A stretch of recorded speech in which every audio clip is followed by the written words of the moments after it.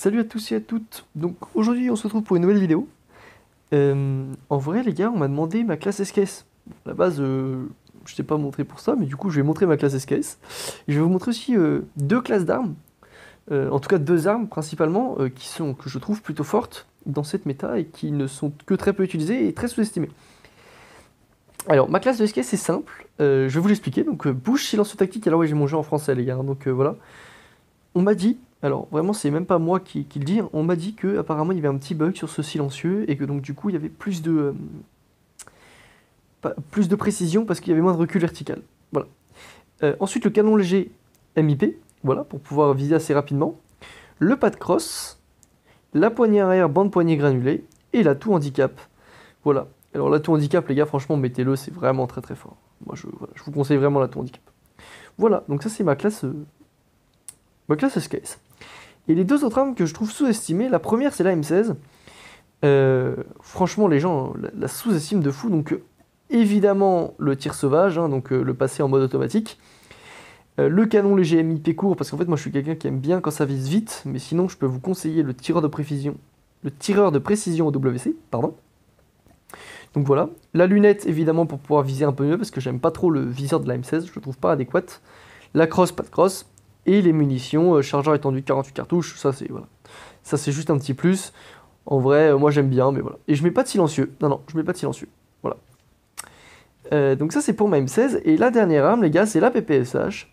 Alors la PPSH, moi les plus grosses critiques que j'ai, c'est vraiment, bah les gars, elle fait pas de dégâts en fait. 23 de dégâts et tout, c'est pas ouf.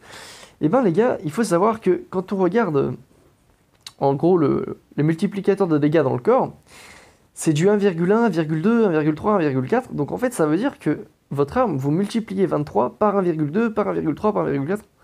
Et donc en fait, on est sur une arme qui fait plus de 25 de dégâts, et donc qui quadrichote dans le corps. Alors effectivement, elle quadrichote pas dans la tête. Elle trichote pas dans la tête, ça c'est vrai. Mais ça reste une arme correcte. Donc pour cette arme, ça c'est vraiment une classe que je tente. Voilà, moi je décide de pas mettre le chargeur, parce que je trouve que c'est très très fort. Ça je suis d'accord avec tout le monde, mais je trouve ça vraiment handicapant. Donc les moins de 30 balles dans le chargeur, en vrai je trouve ça vraiment handicapant. On se retrouve très vite avec peu de balles, c'est un peu chiant. Euh, donc moi je vous dis ce que j'ai fait, voilà. Silencieux monolithique, pour pouvoir prendre un peu plus de portée de dégâts. Le canon bannière lourd, voilà, pour pouvoir pareil encore prendre de la portée, etc. Un peu de précision, recul vertical, tout ça.